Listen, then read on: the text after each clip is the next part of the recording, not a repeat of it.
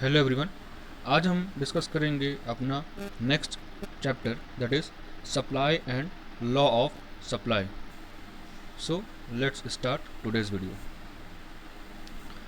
First, supply होता क्या है? Supply refers to the quantity of product in the market for sale. Specified price पे आपको सामान ऑफर करना है सेल के लिए और at a given point of time. इसको एक एग्जांपल के फॉर्म में समझते हैं पहले। Look at this. A seller is willing to sell 500 kgs at the price of 30 per kg in a week. यहाँ पे आपको क्वांटिटी दे रखी है, प्राइस दे रखा है और टाइम पीरियड भी दे रखा है, यानी यहाँ पे तीनों आपके एस्पेक्ट्स इन्वॉल्व हैं. It is the case of supply. So supply is always defined in relation to price and time. Next, determinants या फिर फैक्टर्स अफेक्टिंग सप्लाई. कौन कौन से फैक्टर्स होते हैं आइए डिस्कस करते हैं one by one. First one is price. Price क्या है?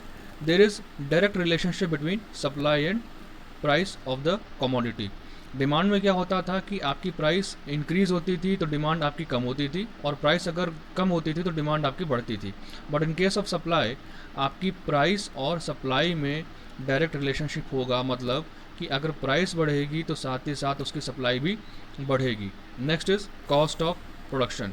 कॉस्ट ऑफ प्रोडक्शन में क्या है कि जैसे मान लीजिए कि अगर आपके इनपुट्स जो हैं आप यूज़ करते हैं लाइक रॉ मटेरियल, अगर उनकी कॉस्ट ज़्यादा हो जाती है सो इसका इफ़ेक्ट आपके फाइनल प्रोडक्ट पे पड़ेगा और उसकी भी कॉस्ट, उसकी भी प्राइस ज़्यादा हो जाएगी. एज अ रिज़ल्ट क्या होगा कि आपके जो कंज्यूमर्स होंगे उसको कम खरीदेंगे और कॉन्सिक्वेंटली उसकी सप्लाई भी वहाँ पे लिमिटेड हो जाएगी, कम हो जाएगी. Next is natural conditions. In case of natural conditions आपके कुछ ऐसे एग्रीकल्चरल प्रोडक्ट्स होते हैं जिनकी सप्लाई आप एक पर्टिकुलर टाइम पीरियड में ही कर सकते हैं, उसके अलावा आप अलग सीज़न में नहीं कर सकते. लाइक कुछ ऐसे प्रोडक्ट जैसे मान लीजिए कि ऐसी क्रॉप्स जिनका कल्टीवेशन और हार्वेस्टिंग आप एक पर्टिकुलर सीज़न में कर सकते हैं और उसकी सप्लाई आप उसी पर्टिकुलर सीज़न में करेंगे, ना कि आगे जाके. मतलब प्राइस कितना भी आपका इंक्रीज़ क्यों ना होता जाए, आपकी सप्लाई वहाँ पे लिमिटेड ही रहेगी. Next is technology. In case of technology आपकी जो बेटर अगर टेक्नोलॉजी आप यूज़ करते हैं तो साथ ही साथ उसका जो फाइनल प्रोडक्ट बनेगा और जो उसकी सप्लाई होगी वो भी इंक्रीज़ होके आप उसका फ़ायदा उठा सकते हैं. Next is transport conditions. अगर ट्रांसपोर्ट कॉस्ट काफ़ी ज़्यादा है तो ये कहीं ना कहीं ऐड ऑन कर देगी to the final product cost और एज अ कॉन्सिक्वेंट सप्लाई आपकी कम हो जाएगी वहाँ पे. Next is factor prices and their availability. Factor prices, यहाँ पे फैक्टर का मतलब है कि आपके वो इनपुट जो कि आप यूज़ करते हैं लाइक लैंड, लेबर एंड अगर आप कैपिटल यूज़ कर रहे हैं कहीं से तो वो भी यहाँ पे आ जाएगा, और उनकी अवेलेबिलिटी वो कितना ईजिली या कितना डिफ़िकल्टी लेवल पे अवेलेबल हैं. अगर ईजिली अवेलेबल हैं सो आपके लिए बेनिफिशियल पॉइंट ऑफ व्यू है, आप उसके बाद से अपनी सप्लाई को बढ़ा सकते हैं. Next is government policies. In case of government policies, अगर गवर्नमेंट कुछ सब्सिडी देती है या फिर टैक्स कंसेशन देती है सो वहाँ पे क्या है कि आपकी सप्लाई जो प्रोड्यूसर होगा उसके पास एक प्लस पॉइंट होगा और वो सप्लाई को बढ़ा सकता है. लेकिन अगर वहीं गवर्नमेंट जो है नए नए टैक्सेस इम्पोज कर देती है सामान बनाने पे या फिर कंपनी के ऊपर, सो वहाँ पे सप्लाई आपकी कम हो जाएगी, सप्लाई आपकी लिमिटेड हो जाएगी. Next is price of related goods. यहाँ पे क्या है, जैसे मान लीजिए कि फॉर एग्ज़ाम्पल अगर वीट का जो प्राइस है वो बढ़ जाता है सो जो वहाँ पे जो उससे रिलेटेड गुड्स होंगे, मतलब राइस हो गया या बार्ले हो गया या मेज़ हो गया, उनकी सप्लाई कम हो जाएगी. क्यों? क्योंकि प्रोड्यूसर अब चाहेगा कि वो वीट प्रोड्यूस करके ज़्यादा से ज़्यादा प्रॉफिट कमाए वहाँ पे. Next, coming on to the law of supply. Law of supply states that other things remaining constant, there is direct relationship between price and quantity supplied. मतलब कि relationship जो होगा see this between price and supply will be direct. और यहाँ पे क्या है कि एक चीज़ देखी गई है कि जो आपकी एक जो फैक्टर है that is price is always kept changing और बाकी अदर फैक्टर्स आपके कांस्टेंट रखे गए हैं यहाँ पे. See this, other things remaining unchanged, the supply of the commodity expands with the rise in the price and contracts with the fall in its price. मतलब बाकी सारे फैक्टर्स आपके कांस्टेंट रहेंगे, सिर्फ और सिर्फ जो प्राइस होगा वही आपका वेरिएट करेगा, वही आपका चेंज होगा यहाँ पे। Next is the assumptions to the law of supply. Assumptions क्या हैं? एजम्पशंस में बहुत सिंपल है कि जैसे हमने पढ़ा अभी कि only the price changes and all other factors are constant. So यहाँ पे क्या है, पहला एजम्पशन तो यही हो जाएगा कि price of the product changes but the change in the cost of production is constant. यहाँ पे क्या है, कॉस्ट ऑफ प्रोडक्शन आपका एक अलग फैक्टर था तो उसको हमने कांस्टेंट मान लिया है। Next, there is no change in the technique of production. Technique of production also remains constant. Next is the policy of the governments remains unchanged, and last one is there is no speculation about the prices in the future which otherwise can affect the supply of the product। मतलब सारे के सारे factors other than price आपके constant रहेंगे। That are the basic assumptions of supply। Next, coming on to the individual supply schedule। आइए देखते हैं ये क्या है कि जैसे डिमांड शेड्यूल में आपका होता था कि अलग अलग प्राइसेस पे आपकी जो क्वांटिटी थी डिमांड की वो वेरिएट करती थी, सेम तरीके से यहाँ पे भी वेरिएशन होगा क्वांटिटीज़ में, but there will be direct relationship between price and quantity supplied. देखिए यहाँ पे आपका जो प्राइस है यहाँ पे 4 से इंक्रीमेंट होकर 6 पे गया और 6 से फिर 8 एंड 8 से फिर 10। कॉन्सिक्वेंटली क्या हुआ कि क्वांटिटी सप्लाइड भी आपकी बढ़ रही है, 3 to 6, 6 to 9 एंड 9 to 12। मतलब ओवरऑल जो चेंज हुआ वो 4 से लेकर 10 रुपीज़ पर यूनिट का हुआ, और जो क्वांटिटी सप्लाइड में चेंज हुआ वो 3 यूनिट से लेकर 12 यूनिट्स तक चेंज हुआ। So there is direct relationship between price and supply.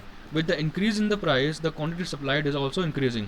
इसी को अगर हम ग्राफिकल फॉर्म में रिप्रेजेंट करेंगे यहाँ पे, तो ये देखिए there is we will get some like of this type of graph, जहाँ पे आपकी जो क्वांटिटी सप्लाइड होगी वो डायरेक्टली प्रोपोर्शनेट होगी to the price of the product. Now next is market supply schedule. In case of market supply schedule हम group of individual producers को ले लेते हैं, या फिर you can say there are group of several firms who are producing some commodities. Let's understand. अब यहाँ पे क्या है, यहाँ पे थोड़ा सा ध्यान दीजिएगा कि यहाँ पे जो टेबल बनी है थोड़ा सा उसके फिगर्स जो हैं वो उल्टे चले गए हैं यहाँ पे, क्योंकि हम यहाँ से नीचे से ऊपर मूव करेंगे। So like this, from the price is increasing from 10 to 15 then 20 then 25 and then 30।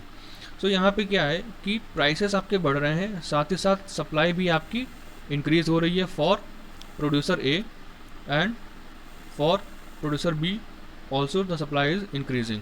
Consequently क्या होगा कि इन दोनों का जो समेशन होगा ए प्लस बी, ये कहलाएगा आपका टोटल मार्केट सप्लाई।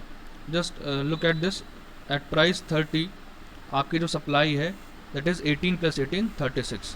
सो यहाँ पे जो समेशन है ए और बी का ये लिया गया है for the total market supply, और इसी को हम अगर ग्राफिकल फॉर्म में रिप्रेजेंट कर देंगे तो हमको मिल जाएगा market supply curve. Let me show you that diagram, this one, this is the diagram जो कि आपका मार्केट सप्लाई शेड्यूल को in the form of graph हमने रिप्रेजेंट किया है यहाँ पे। In this on the Y axis there is price and on the X axis there is quantity supplied. और यहाँ पे जो ये फिगर मिला है आपको, ये जो लाइन मिली है that is your supply curve, that is supply. Next is the exemptions to the law of supply. Exceptions क्या है कि ऐसी कौन कौन से कैटेगरीज हैं या फिर ऐसे कौन कौन से एस्पेक्ट्स हैं जहाँ पे आपका direct relationship between price and quantity supplied apply नहीं होता है। First one is labour wages. In case of labour wages यहाँ पे just understand this, there is the wages of the workers increases, its quantity supplied that is working hours decreases। यहाँ पे you can take the example, basic example क्या है कि अगर workers को आप ज़्यादा सैलरी दे देंगे, ज़्यादा मनी सप्लाई दे देंगे, सो इनिशियली तो वो लोग मोटिवेट हो जाएंगे काम करने के लिए, but at some point of time उनको लगेगा कि they are compromising with their comfort levels. So वो चाहेंगे कि ज़्यादा से ज़्यादा टाइम अब वो अपनी फैमिली को दें, या फिर they can go for some recreational sports और समथिंग। सो वहाँ पे क्या है कि वो वर्किंग आवर्स को कम करने की डिमांड करेंगे यहाँ पे। जो सप्लाई होगी उनकी, जो पहले जो इन्वेस्ट अपना टाइम करते थे वर्क करने में, उसको वो कम करना चाहेंगे as there is increase in the money with in the hands of the workers.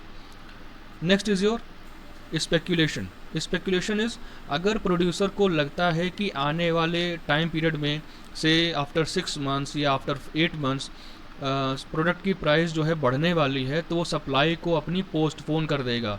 वो चाहेगा कि हम आगे जाके ही अपनी क्वांटिटी को सप्लाई करें, ना कि करंट प्राइसेस पे, in order to gain more profit.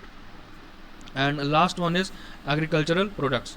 Agricultural products में जैसे पहले एग्जांपल मैंने दिया था कि अगर आप वीट प्रोड्यूस कर रहे हैं या फिर राइस प्रोड्यूस कर रहे हैं, तो एक पर्टिकुलर सीज़न ही होगा उसका जहाँ पे आप प्रोड्यूस कर सकेंगे। अगर करंट प्राइसेस ज़्यादा हैं भी और अगर सीज़न नहीं है उस क्रॉप का, तो आप सप्लाई को बढ़ा नहीं सकते हैं in any case. So that was all about law of supply and supply factors और exceptions to the law of supply. I hope कि आपको चीज़ें क्लियर हो चुकी होंगी। So thank you for watching.